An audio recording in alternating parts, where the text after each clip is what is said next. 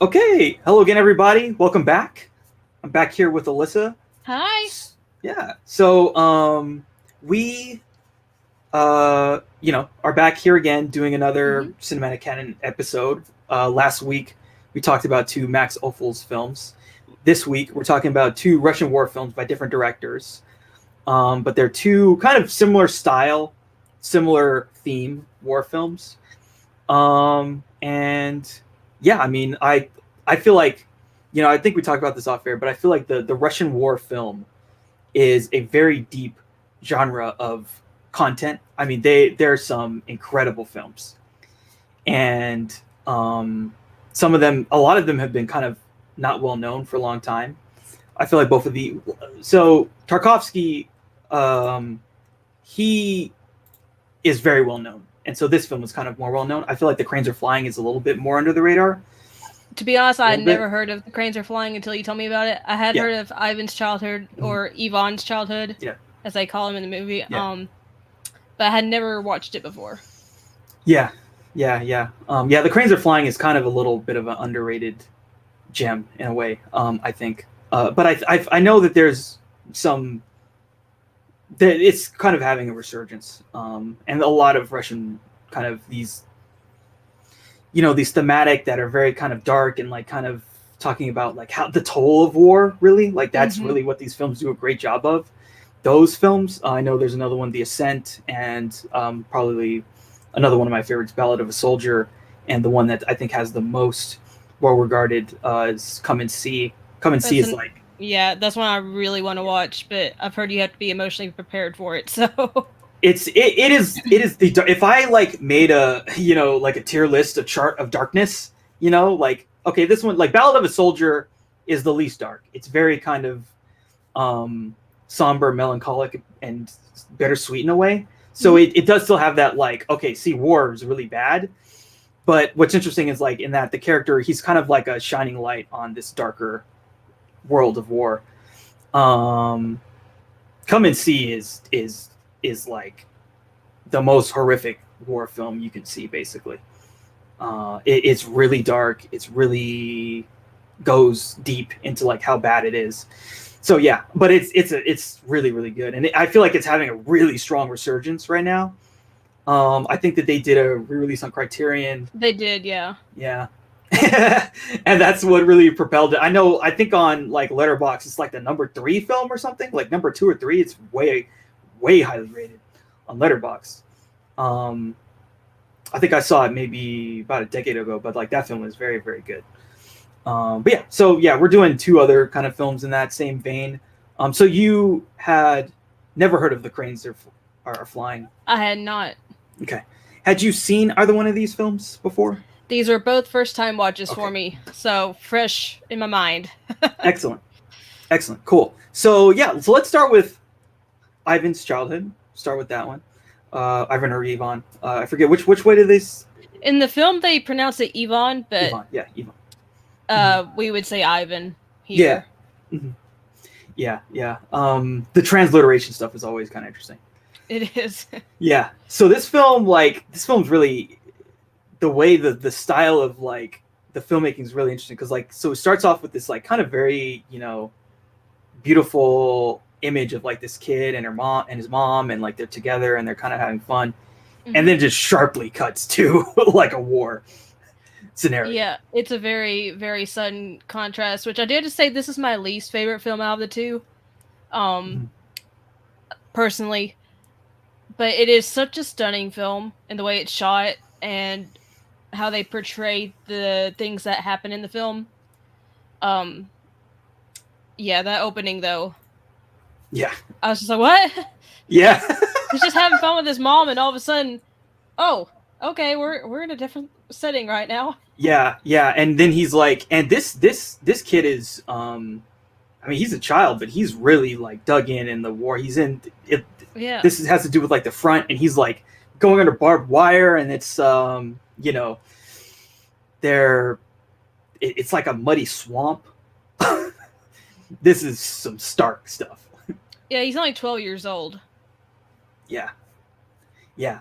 And then in the next scene, we see him talk to this guy, and he's basically like, "Hey, you got to talk to this commanding officer guy because he knows me, and he's gonna want to know that I'm here and alive." And the guy's like, "Oh no, you don't know this person. Blah blah blah. Whatever. You're you know, you're not important." And then they finally get the guy on the phone, right? And it's like, "Oh, he is like important," and he's like, because he's doing reconnaissance. Which is it's just so interesting. And then he's like, "How did he get here?" And the guy's like, "He swam." They're like, "He swam." Yeah, it's crazy.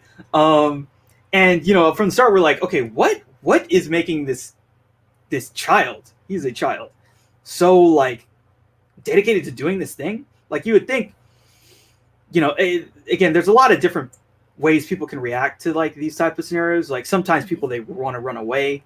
Sometimes they want to run towards the fight. Sometimes they kind of want to be in the middle. They want to just do what they need to do, but like not die, survive. But he is very kind of like gung ho at this point. And they even later on, there's like this whole thing where like they want to send him off to like the military academy. And he's like, "No, I'm not going to go. You're trying to like, Yeah. It's crazy. And he's just like, "No, I want to fight." He's like, "I'm small. I can fit in places you can't." Yeah. It's crazy too, because you never think of like, especially the Soviet Union, there was a time where they all they had left was people who were very young, like 14 to 16. And so, we obviously war is bad enough, but war where you have to like send out people that young to fight, I mean, you're talking about like generationally, you're losing so many people. And I feel like this film does a good job of like kind of at least presenting us with that and like making us understand like this was a way of life in the Soviet Union at this time. It was this bad. Which is crazy. I mean, yeah, having a child in the war and just being like, "Oh, he can do it." Yeah. And he's treated like really well by his like these superior officers. They they like him. Like there's a scene where like they give him a warm bath and new clothes and stuff, even though they do then try to ship him off. So, he's a big part of the war effort. And again, this is a tale from the front. So this is some of the worst fighting in World War II was like this Eastern Front, the Germans fighting the Russians. Because it was very cold, it's very long, very bloody. And the Germans were merciless. we kind of get into that in this film. But yeah, the Germans were like merciless against the Russians, and so there was no love lost between the two sides. Yeah, they even talk about that in the film as well. Just describing how the Germans, they don't like the Germans, all this kind of stuff going on. Yeah, it's totally. Totally. It's really deep. And so the one thing that gets a little kind of confusing about the film, so there's the one storyline with him, but then there's like these other. There's another. Yeah. Mm-hmm. There's like this love kind of thing with Masha. Yeah, Masha and I can't remember his name. Yeah, what's Grashnov, something like that. Something like that, yeah. Mm-hmm. Yeah, there's this love, and then there's also flashbacks. So we see more of him with his mom, and so that does get a little kind of confusing because at least the through line with Ivan, when it's just like him, I think it's really kind of pretty strong. Yeah, that part is really strong. And also, they're also like, I feel like the film decides to like do some stuff to kind of maybe hide information because, again, at first we don't really know. We kind of we assume his mom probably got killed, and there is at some point there's a line where they say his mom and his dad got killed, but I believe that they got killed in like a death camp basically. Is what it seemed like, or there was some kind of a massacre that happened. Yeah. So it's something really bad. I know that one scene with his mom, they're at the well. Yeah. And she tells him to go and look at the star at the bottom of the well, and he gets in the well. And then that's when she's shown being killed. Yeah. That stuff was really effective, and it was so well shot. I remember looking at some of those shots. I was like, because there's a shot of the two of them looking in the well, and I was just like, "Where's the camera?" Because like, Yeah. we're seeing their reflection, but it's like from a top shot where the camera's looking down. But you can't see the camera though. You can't see the camera, so it must have been underneath, or some kind of trickery. I don't know what it was, but it was really cool. It was a really good shot. It was really cool, and even that thing when he was down at the bottom of the well, that stuff was really cool too. Yeah, and the film kind of imparts information to you in a kind of nonlinear fashion that can be a little confusing. I think that's one reason why I didn't like this film as much as the cranes are flying. It's just because it was so non-linear, and I feel like probably if I watch it another time or two, I'd probably like it more. It's just having to piece everything together, and then you're like, why is there this romance going on? I know, yeah. Along with this, and the romance is kind of like, it's like kind of whatever. I feel like, that's like the weaker part of the film. It does feel a little shoehorned in. Yeah. I don't know if they were trying to draw more women to watch the movie, and they're like, let's put a romance in. Yeah, it seemed like this film did have, I was reading, there were some kind of production troubles. So the film, they actually had a different director to start, and it seemed like he shot some stuff, but that guy got fired. So it seemed like that guy shot a whole different film, or some parts of a film, and then they hired Tarkovsky, and then he did a totally different thing. So maybe there was some parts of what was shot before got put into this film, and maybe that love story was a part of it. I wouldn't be surprised if that were the case. So it seems like there was some upheaval, and that might have been why, we don't get a totally coherent single thread. I mean, also Tarkovsky. I don't know if have you seen some of his other films? I don't believe I have. Okay, so his films are. So what I'll say is this is probably the film of his that is the most of a narrative in a lot of ways. Okay. His films are very poetic, but they're very well shot. They're very beautiful. This film's very beautifully shot, and there's some, this film has I think probably one of the more iconic shots where it's Ivan and he's standing somewhere in all this wreckage, and there's all these kind of, the wreckage is all different points are pointing at him, like their weapons or something. Yeah. It's kind of very indicative of it's very allegorical of the Russian experience. There's all these things kind of attacking them. So yeah, his films are very well shot. They're very beautiful, but there's a lot of time there's not a lot of a narrative, or at least not enough of a narrative for us to grab onto, in the classical sense. Yeah. And there's some of that here. There's some of that kind of free flowing narrative, and in parts. So yeah, that is something that it's kind of hard to jump onto with his films at times. And I feel like for him, it's more about the flow of, it's almost like the film is really about poetry, Yeah. It's like feeling the different moments and creating some type of a feeling or some type of a poetic expression of an idea than it is about having a linear A, B, C, D plot.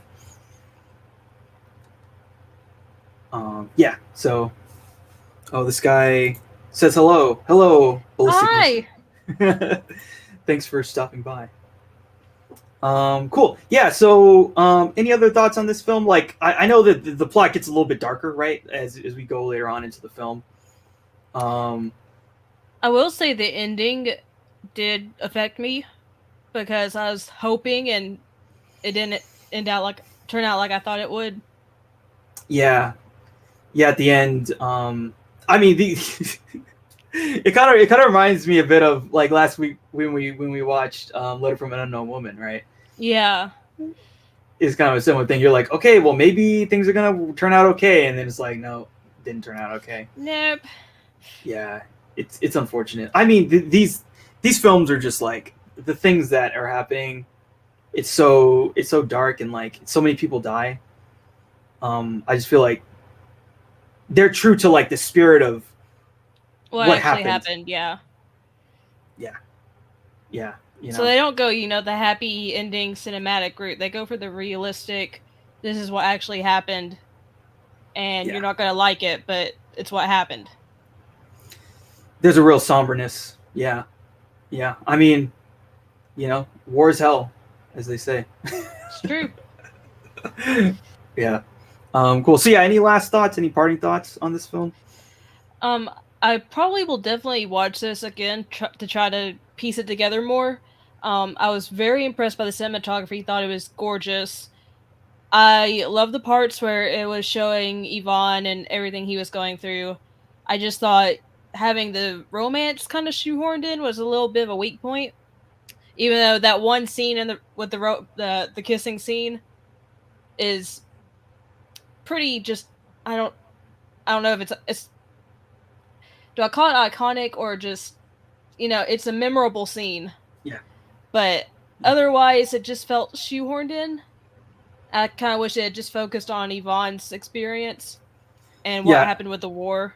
But yeah, shot beautifully. Definitely has a more poetic feel to it. Mm-hmm. And the narrative is definitely more layered and hidden than what we see in the next film we're going to talk about, The Cranes Are Flying. Yeah, I totally agree with you there.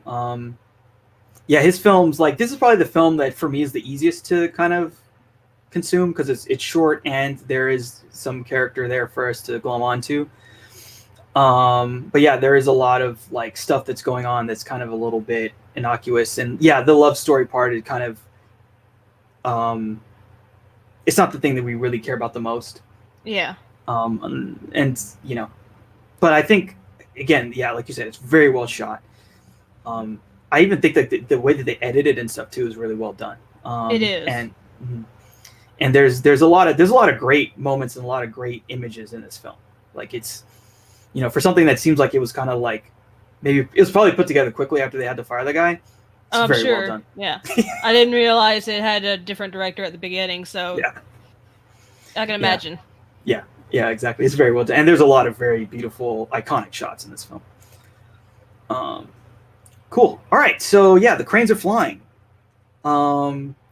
This is a very cool film, interesting one. So I did want to ask you one thing about this. Yes, of course. When you watched it, was the dialogue sometimes so quiet you can't hear it, or I'm wondering if this is an HBO Max issue. Luckily, it's subtitled. Yeah, right. There is a little bit of whisper talking. I think I blew up the because like I'm watching it on an actual like DVD, so yeah. I had a different file.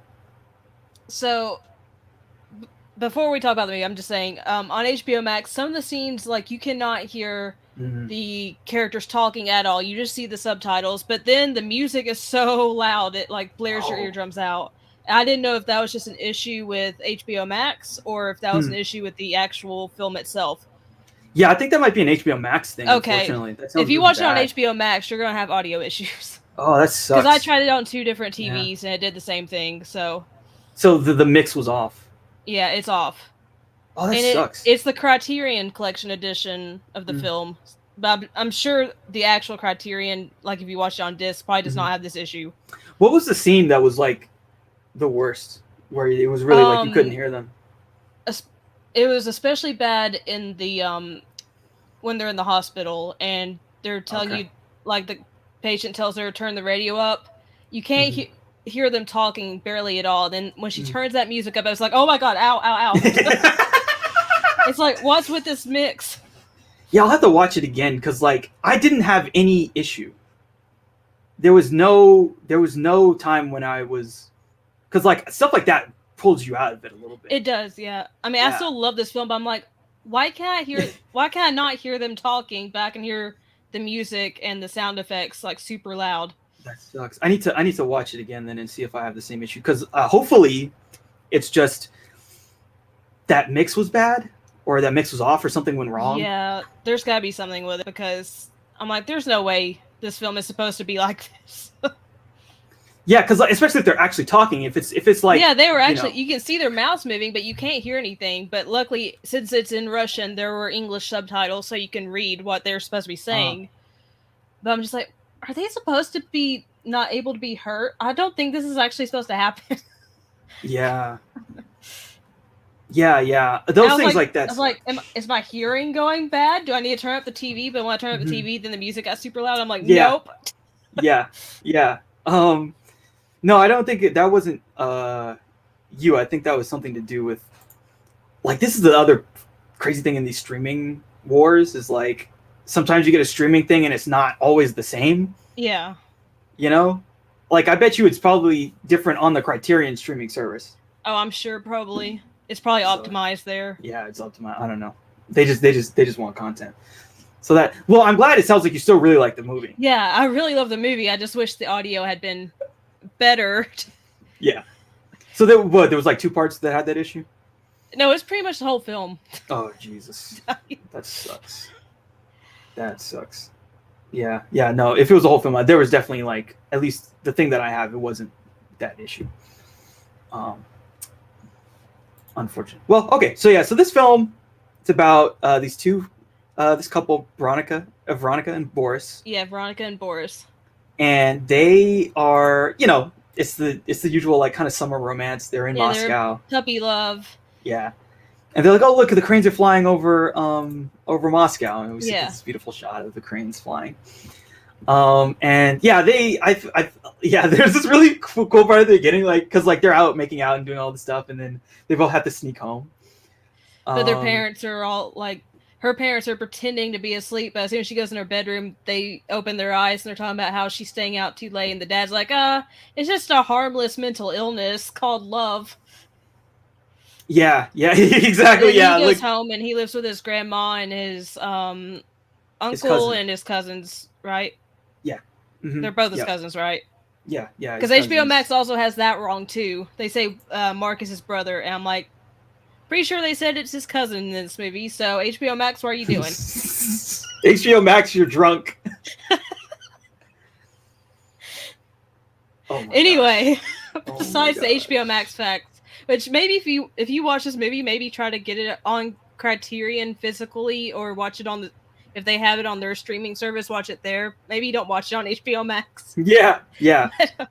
Or if you are, be prepared for a number of technical and the subtitling issues, mistranslations. Oh, it wasn't subtitles. It was just in the description of the actual movie. Oh, like, okay. They say she marries his brother Mark. I'm like, in the movie, it says in the subtitles cousin. Cousin, yeah, okay. So I'm like, what?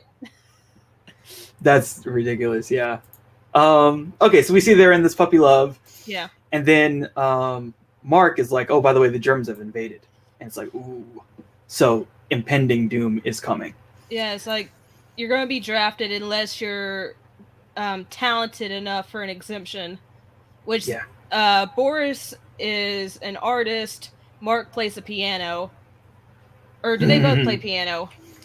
They both seem artsy, but for sure, like, Mark is the pianist. Yeah, because I remember them talking about Boris drawing and how his art could have got him exempt, but he was like, no, there's a war going on. Yeah. I need to be here. Yeah. But Mark's like, yeah, I'm exempt. Yeah, Mark gets out of it.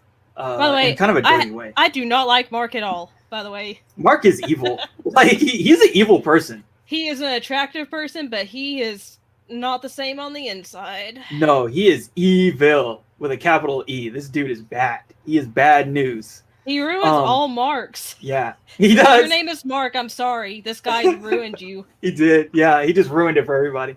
And even, like, there's, I forget where, but there's even a scene where he starts, like, kind of hitting on Veronica, and she's like, no.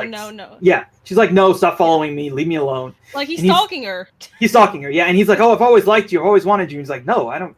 Get the hell away from me. I'm in love with Boris. Leave me alone.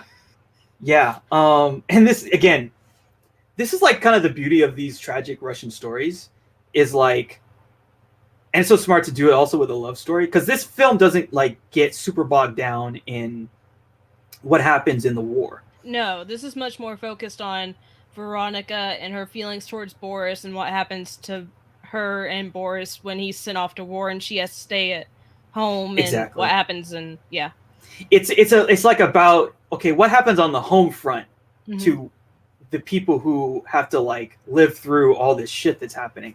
Yeah. And they're just like hoping they get a letter from their loved one at some point, and they don't know if they're alive, if they're dead, if they're sick or injured. They're just hoping for the best. Exactly, yeah. They're hoping for the best. And then later on we see that there's some other effects as the war gets closer. They have to like evacuate Moscow, basically. Yeah, so one of the best shots you'll ever see is in this movie. So Boris, he's gonna go off to war. He left this gift with Veronica. It's like a little squirrel. Squirrel is like a stuffed squirrel. Yeah. He calls her Squirrel. Yeah, that's like the pet name that he has for her. And when he calls her Veronica one time, she's like, "That's not my name." She's like, "What do you call me?" He said, "Squirrel." Yeah, yeah. So yeah, their whole thing is like very cute. So, but she didn't get a chance. There's something happened where she didn't get a chance to like say goodbye to him. She could see him, but he couldn't see her out there because there were so many people saying goodbye, and she kept yelling for him, but he never heard her. Yeah, so she saw him, but he didn't see her. Yeah, and he couldn't hear her over everyone else. So there's this brilliant scene where she's on a bus looking for him or something. She's trying to figure out what's going on. And then the shot goes from the bus to her in a crowd to like a crane shot. And then we see these tanks going by and she's running through the tank. It's like, it's one of the most amazing shots you'll ever see. It's unbelievable. It's stunning. Yeah, it's unbelievable. And then, yeah, like you said, there's this tragic moment where she sees him, but he doesn't see her or hear her. And then he's off to war. And what's even worse is then she's stuck with Mark. Because you see her and is it Boris's aunt? They're arm in arm walking down the street, and they hear the air raid alarm, and then Veronica finds out her house has been hit. Her house got bombed. Yeah, so she has to go live with Boris's family. Yeah. Yeah, so her family is dead. This war took her boyfriend, it took her family. Mm-hmm. And now she's living with the family of her boyfriend, and then, again, Mark, the scummy, weird guy that he is. She's living with him now because he's there. And he's like, he pretty much convinces her, since Boris is missing, he's probably dead, you should marry me. Yeah. And you can tell she doesn't want to. No, not at all. She doesn't like him. She never liked him. I mean, who would want to marry someone who's been stalking you and who won't leave you alone? Yeah, exactly. Like he Plus, he's your boyfriend's cousin. Yeah, it's and the other thing too is there's this other dynamic where like the family kind of the family also thinks Boris is going to come back, and so they kind of treat her badly after things happen between the two of them. Yeah, they don't blame Mark for it, even though he was the one who had the idea to get married. Right? Like, Mark's the scumbag, but she takes all the heat for it. Yeah. So then, the other thing, too, so we see this so basically, Boris gets into this bad situation, so he gets sent on this very dangerous mission, and we shouldn't get shot on the mission. And, like... Yeah, basically that's it. Like we kind of get the idea that he's dead. We don't know. Yeah. It feels like we don't really know for sure, but it's like it does not look good for him. And he does give one of his closest friends, Stepan, a picture of Veronica and tells him to take care of it. Yeah. So it's so again, it gets getting worse.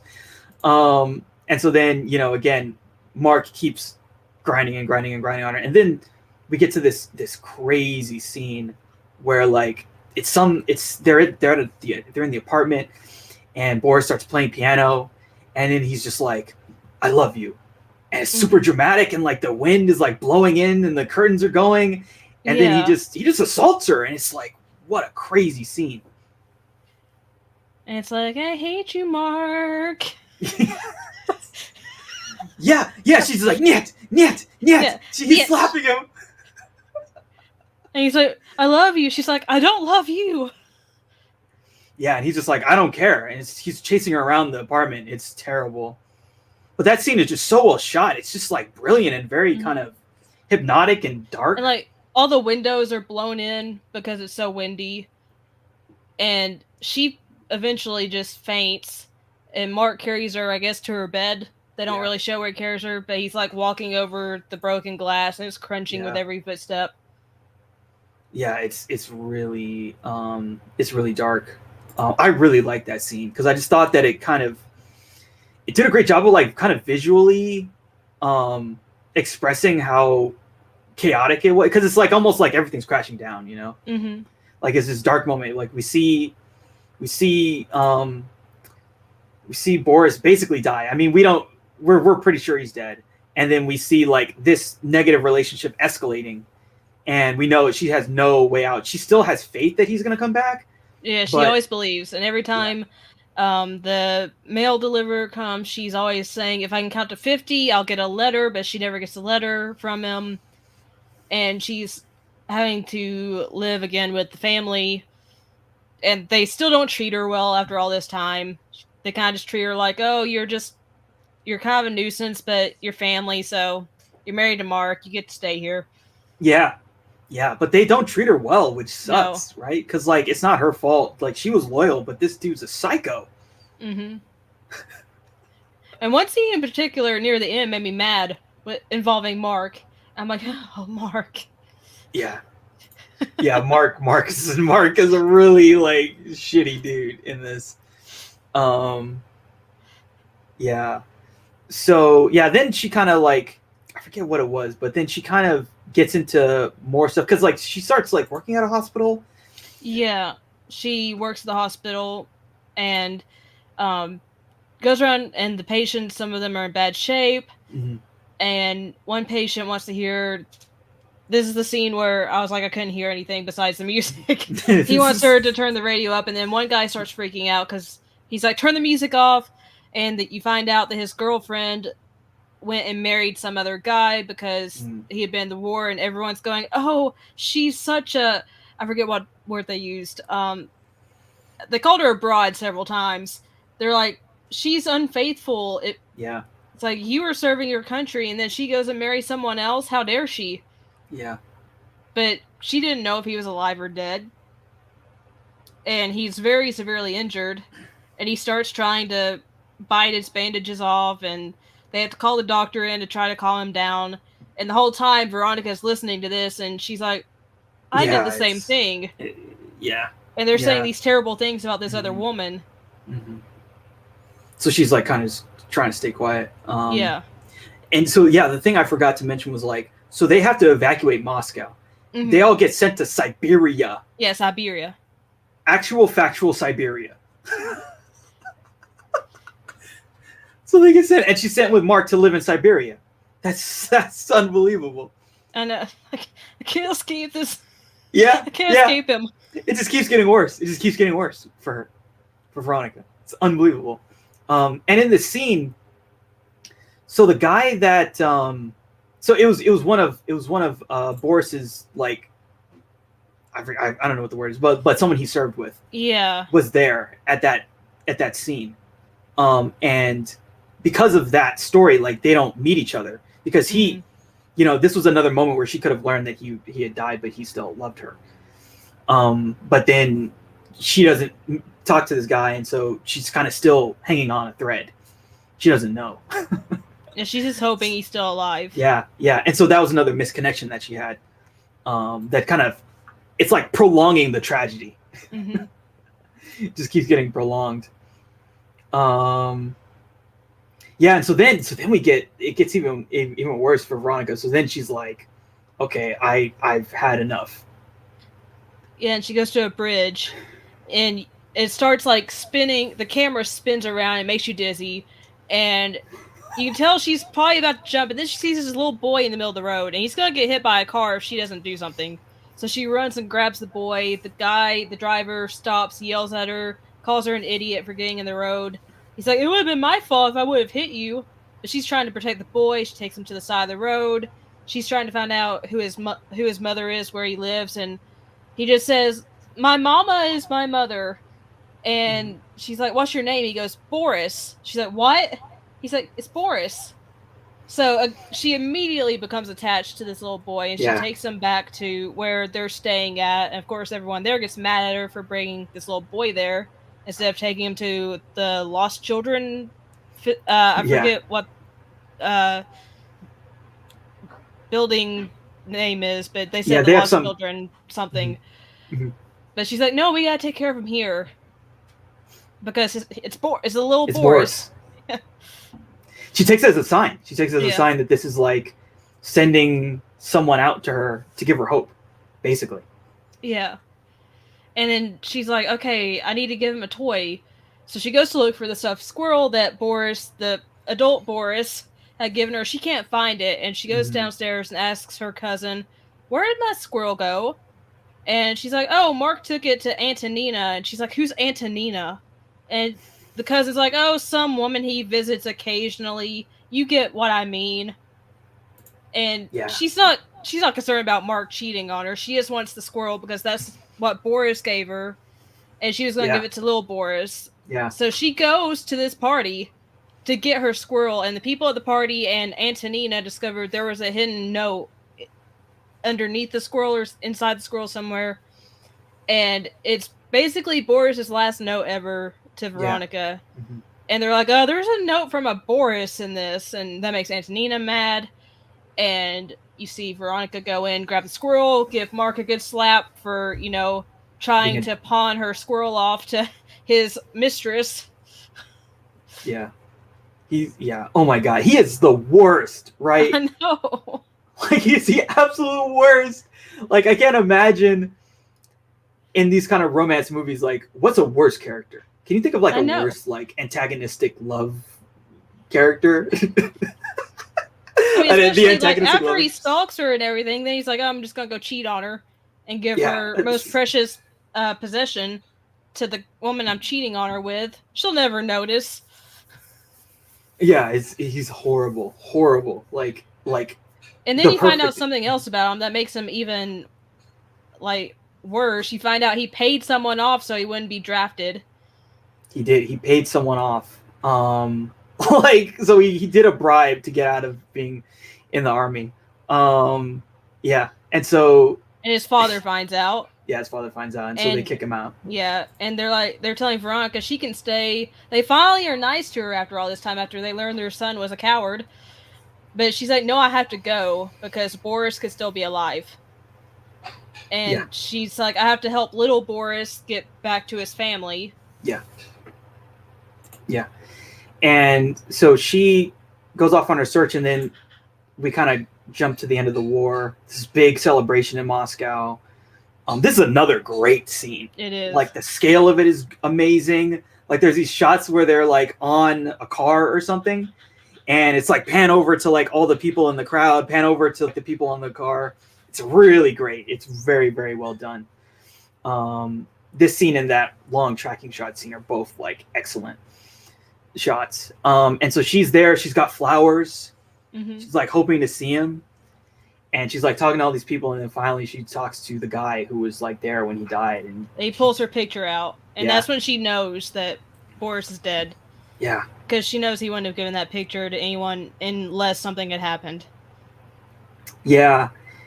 And then we get this kind of very kind of, she's sad, but we get this kind of, it's almost like a very bittersweet ending where... Yeah. They're doing a speech, and they're talking about how they were heartbroken for the people that lost family members, and this guy is next to her, older man, and he's asking her, why are you crying? He's like, give those flowers you have to who you're supposed to give them to. And she's crying for Boris, but then she starts handing out the flowers to soldiers and their families and to people that are, happy to see their loved one back. And you see, like, an older man that was in the war come back and find out he's had a grandkid, and she gives the flowers to the little baby, which the mom kind of helps the baby hold the flowers, but it's just she turns her sorrow into some joy for others because they're happy to get the flowers. Mm-hmm.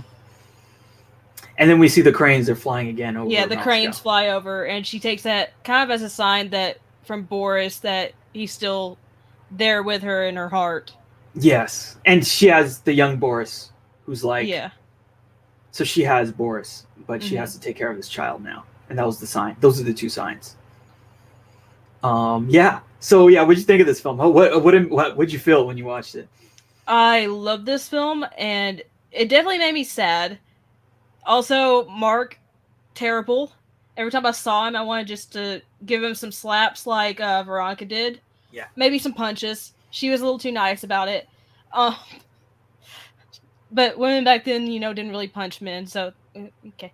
Um, I thought it was a beautiful movie. I just wish HBO Max hadn't messed up the I sound know. mix. That's so sad. Yeah, because it's But such a yeah, beautiful film. Yeah. I easily gave this like a 10 out of 10 because it's such a beautiful movie, and I do think more people need to watch it because, again, I had not heard of this before you had mentioned it to me, Hmm.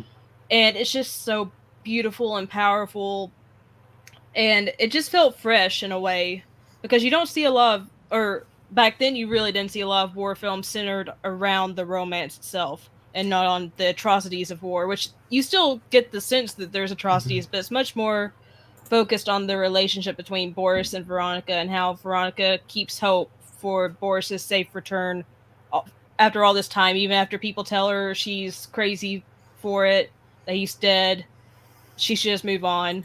She never gives up hope.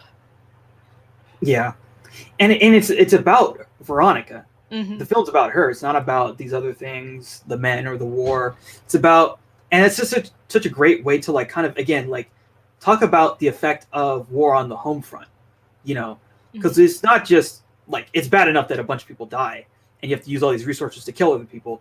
On top of that, there's people who have their lives shattered, Yeah, and they even if lose they their live, homes. Um, they're not able to get food. Their family suffers. It's not just about the soldiers in the war. It's about how the war affects everyone else too. think of all the Veronicas who had to live with Mark because of a war. Yeah. And they It's never knew if horrible. their boyfriend, husband, whoever, or brother, or father, or whoever was going to come back or not. Yeah, yeah, yeah. It's crazy, but yeah, I really like this movie, and I'm glad you liked it. I think this film is excellent, like one of the great Russian films um, of the time period. And yeah, like the shots, like all like that shot when she's looking for him, and Mm-hmm. it starts on the bus and then it moves out like into a crane. Like that shot is unbelievable. It is a very beautiful shot. Yeah, must be seen to be believed. It's true. Like what we're saying doesn't do it justice. Yeah, and again too, it's harder to do that kind of stuff at this time Yeah, because this film was it 1960? Was it four? yeah, let me 63? see. I think 57. So it came out in Oh, 57. 57. Well, Mm-hmm. maybe Yvonne's childhood was in the 60s. I was thinking one of them That's was right. in the 60s. Okay. Mm-hmm. Yeah, that one was 62. That's right. Yeah, I got this one wrong. I'm sorry. No, it's all good. Yeah, so at that time, cameras were like massive. So like moving a Hmm. camera at all was like very hard. You know. Yeah, they didn't have steady cams back then where people wore the cameras, or you could just like push it around on a basically like a dolly or whatever. You had to carry the camera. Yeah, I mean it's so crazy like to think of the way the technology is now. Like we have like the cameras we have like the cinema cam like the cinema cam like not even Hmm. the fact that your phone if you have a new updated smartphone that smartphone can shoot in 4K and has cinematic modes that are kind of approximating something that looks really good. The cinema cameras are like this big. Yeah, they're huge. Yeah, yeah. So it was very hard for them to do this kind of stuff with the technology they had at the time. So it took a lot of inventiveness, a lot of just like really like a lot of skill to do it. And it pays off in the film. It really does. Yeah, so I love it. I love this film. I feel like this was a film I watched. I had some kind of a time period where I just watched a bunch of them, and this was another one where I just like was really impressed with a lot of stuff about it. Yeah. So any last thoughts on this film? Any last thoughts on these films in general? Um, the Cranes Are Flying is definitely a masterpiece, and one I'm kicking myself for not having even heard of before this because it's that wonderful. And yeah, I'm just highly impressed. I really hadn't watched any Russian films, especially one centered around war, and these were both very eye-opening. I did like The Cranes Are Flying better than Yvonne's Childhood, but I think Yvonne's Childhood is one you kind of have to watch a few times and kind of be in the correct mindset, like to know that's a non-linear story. It's more poetic. You're gonna have to like really pay attention the whole time to piece things together. Where The Cranes Are Flying is pretty much a straightforward narrative. You know, it's linear. You're gonna get it. Um, but they're both beautifully shot. They're both devastating. They both show different sides of the war, and yeah, they're both great. And I think Yvonne's Childhood will probably grow on me after I watch it another couple times. But right now, The Cranes Are Flying is definitely the one that stood out the most to me, just because it had more of an impact on me. But again, Yvonne's Childhood is masterfully shot, edited. Especially the ending of that film got me. Several of the scenes were both beautiful and sad at the same time. Mm-hmm. So yeah, these films are very emotionally heavy. Yeah, they are, absolutely. Mm-hmm. I definitely do want to watch more films from both these directors. I think Tarkovsky, I'll have to like slowly dive in. Mikhail, I remember his first name, his last name, the one that directed The Cranes Are Flying. Yeah. I know he's directed a few more films that I do want to check those out. Kalatozov?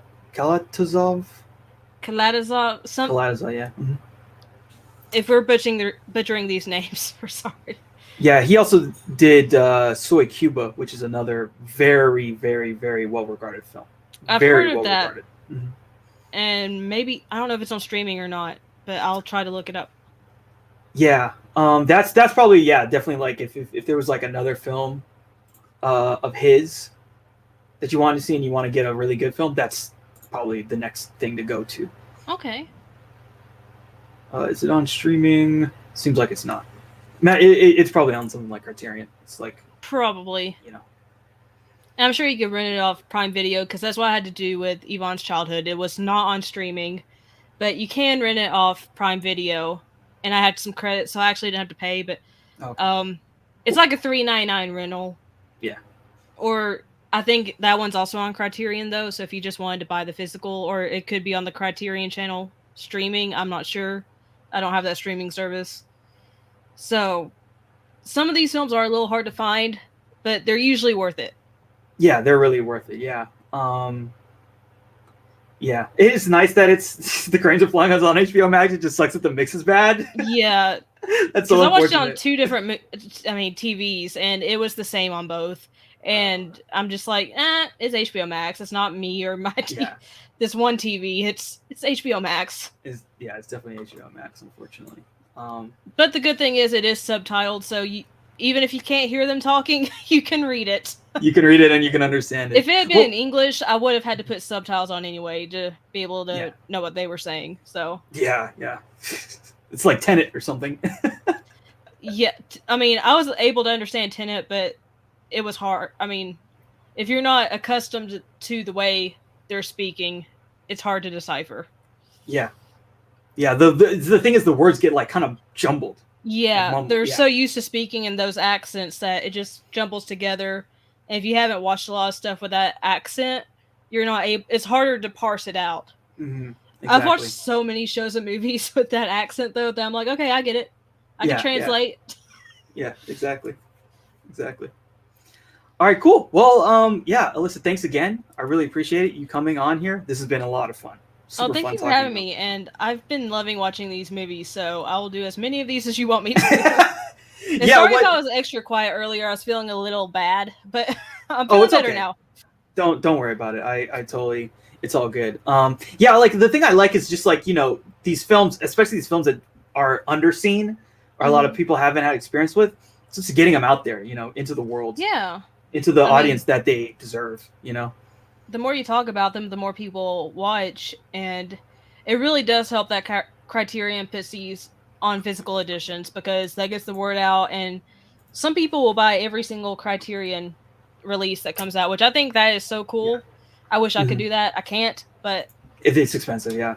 It's an expensive hobby. Even when they're on sale, they're still about the price of a regular Blu-ray. Yeah. Unless you want the box set of something like the Godzilla box set or the Lone Wolf and Cub or something like that, you're gonna pay a lot more, even when they're doing the 50% off sale. Yeah. Yeah. And so like, because they have 2 sales a year. Criterion does at Barnes and Noble. They do, yeah. And then I think the Criterion website has a couple of flash sales a year for a day or two, but you have to like be following them on pretty much everything to catch it. Yeah. And so those the Barnes and Noble sales, the 2 a year they do, they're 50% off sales. Which I will say, Amazon though usually has them 50% off all the time. Oh, okay, yeah. So that's where I've pretty much bought all of my Criterion Collection Blu-rays is off Amazon, just because they have the half off price usually all the time, unless it goes out of print. Then, ugh. Yeah, then it's really expensive. Those things can get really pricey. I know the Herald and Mod edition went out. I've never seen that movie, by the way, and I wanted to. And as soon as I heard it went out of print, I went on eBay, and they had already started selling them for over $200. Yeah, that's crazy. Yeah. That movie is pretty good. That's what happens when they have these things that are, finite amount of them. They become a collector's item. It's true. If you want it, you gotta hop on it as soon as you can. Yeah, you do. You really do. So, all right, cool. Yeah, so we'll see if we'll do this again at some point. Yeah, it's been a lot of fun. The thing to me too that's fun is like, a lot of these are films I've seen. I've seen them some of them I've seen a long time ago. Some of them I've seen recently. I know they're all good, and it's just fun seeing other people's reactions to the film. Yeah, especially if they're films you really enjoyed, and you want to see if other people enjoy them. And it's a lot of fun, like when you haven't heard of these films, or maybe you have heard of them but you haven't watched them, and then having the opportunity to watch them. Or I mean, you usually have the opportunity, but to have like, okay, I get to actually sit down and watch this movie now for a reason. Exactly. It's really fun. There's that motivation. Yeah. To finally jump into it. Because I mean, a lot of these things for us, it can feel kind of like work in a way. Because like, again, you had to like read the subtitles for a long portion of this film. Because like, if you can't get any inference from what the people are saying, like you're just like sitting there and reading. It's almost like reading a book. Well, I don't have a problem with subtitles. I watch anime, and I've watched foreign films for years now, so I'm used to subtitles. I can see people having issues with it. It took, I believe my first subtitled film was Tokyo Godfathers, which is a Satoshi Kon film, and I remember having to rewind several times because I'm like, oh my gosh, it's going too fast. But now I'm just like, okay, I kind of read the sentence first, then like flick my eyes up to the scene and just repeat the sentence in my head when they're talking. But it could be tricky. I mean, to figure out how to read the subtitles and watch the scene without, focusing on one over the other.